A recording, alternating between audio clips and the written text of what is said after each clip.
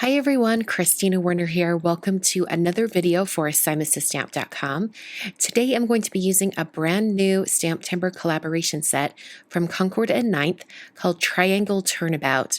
Now if you're unfamiliar with turnabout stamps from Concord and Ninth, this is the video for you. I'm going to show you from beginning to end how you can use this really fun stamp set to create a background with 4 different colors, and just by turning this stamp 3 times, you can have a really fun background. So you do need an additional item for these turnabout stamps, which is the Concord and Ninth Turnabout Jig. It's this sort of clear piece of plastic that's 6 by 6. It has an X down the center and numbers in each corner. And as I use this will make more sense. Included in the stamp set is a transparency sheet with the printed pattern on it.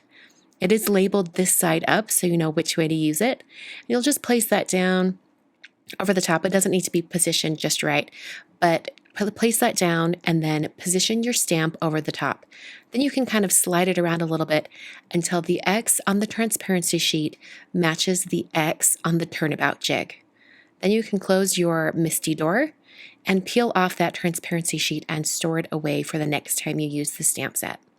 You're then going to take your cardstock and use some removable adhesive, or maybe just a little bit of tape if you're not worried about the tape blocking any stamping, and you'll place that down onto your turnabout jig. There are marks on the jig for an A2 size piece of cardstock, and that's what I'm using today, so I'm just lining those up with the little grooves on the jig. So after I have that adhered, then I'm ready to start stamping. I'm going to start with some Ripe Persimmon Distress Oxide ink. And like I mentioned before, these turnabout stamps give you the opportunity to have different colors of your stamped background. So I'm going to have 4 different colors. This one is Ripe Persimmon. So I'll go ahead and stamp this down. I'm going to walk my fingertips over each one of these little triangles to make sure that they're stamped completely. Then I'm going to lift up the door of the MISTI, and you'll be able to see that I have sort of this really sparse pattern here because I've only turned it once. So now I'm going to turn it to the right, and you'll notice that number in the top right corner is now the number 2. That's how you know which turn you're on. It also prevents you from stamping over one of the turns on accident by stamping it over twice. I'm now using Picked Raspberry Distress Oxide ink, and I'll just stamp this down. And then when I lift this up, I'll have 2 colors on my cardstock. By the way, this is some Neenah Desert Storm Environmental cardstock. I'm using a Lawn Fawn stamp chamois to clean the stamp in between each color. So now I'll turn to the number 3. So there's that 3 in that top right corner. I'll position that in the corner of my MISTI stamp positioning tool. And then now I'm using some Mustard Seed Distress Oxide ink. So there's one more color to add to this. So I'm going to clean off this stamp over here. Make sure all of that ink is off the stamp, and then I'll turn my jig to the last turn. So now it has a number 4 in that top corner. The last color I'm using is, I think it's Wilted Violet. Yes, Wilted Violet Distress Oxide ink, and I'll stamp that down.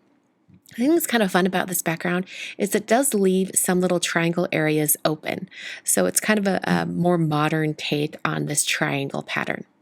So now we can remove my cardstock from the jig, and then I can just take a baby wipe, or in this case I'm using that stamp chamois since that's what I was using to clean the stamps, and I can wipe the ink off this jig. So you can reuse it over and over and over again. You only need to purchase it once. I also wiped off any of that adhesive that sort of stuck around after removing my cardstock. I'm going to do some additional stamping here while I have my MISTI out. I have the Hello greeting from the stamp set, and I'm going to use all 4 colors of ink to create a repeating pattern with the word. So I did stamp this twice to get a nice solid image, and then I just moved that cardstock up just a little bit, and then I moved to the next color of ink. I'm using Picked Raspberry now. That first color was Wilted Violet. So after I stamp each color and I slide up that paper, I just do a quick check to make sure that that word is in the right position, because I want all of these words, or the repeating hello, to be positioned just right. So then I used Ripe Persimmon and then went on to Mustard Seed. So these 4 colors that were on the background are now repeated on my greeting area. I now have some black cardstock here. This is Licorice Twist cardstock from Basil. I'm prepping that with an anti-static powder tool and then stamping an additional greeting from the stamp set in Versamark ink. I just prepped that area because I am going to be doing some heat embossing. And I did stamp this greeting twice just to make sure it had a very solid stamping. I then sprinkled on some Brutus Monroe Alabaster embossing powder and then used a heat tool to heat set that until it was smooth and melted. So now I'm going to start putting the card together, and at this point I realized that I wanted to stamp one of the little stitched hearts from the stamp set right above that repeating hello stamp. So I brought out my MISTI again and I inked up the heart. There's only one heart in the stamp set. I inked that up with Wilted Violet and stamped that down right above the hello area. My card base is made out of some Neenah Classic Crest Solar White 110-pound cardstock, and I scored that at 5.5 to create a top folding card. I wanted a little bit of that white card base peeking out from behind my background, so I used the Waffle Flower A2 layers dies to trim out a just slightly smaller than an A2 card size background. Put some foam adhesive all on the back, and then adhered that down to my card base. I then put some additional adhesive behind the long white strip of cardstock with my greeting on it, and I adhered that down onto a little past center on the right side of the card. I also trimmed down a more narrow strip of foam tape and put that behind my black and white embossed greeting strip. So that's the card for today. Just a reminder that this is a collaboration stamp set for Stamptember, which means that once it's sold out, it's gone. So if you want to pick up the stamp set, I recommend that you head over to simonstamp.com and pick it up before it's no longer available. Thanks so much for watching today's video. If you liked this video and would like to see more, please subscribe down below and also hit that notification bell so you never miss another one of my videos. If you liked this video, please give it a thumbs up. That lets me know you liked videos like this.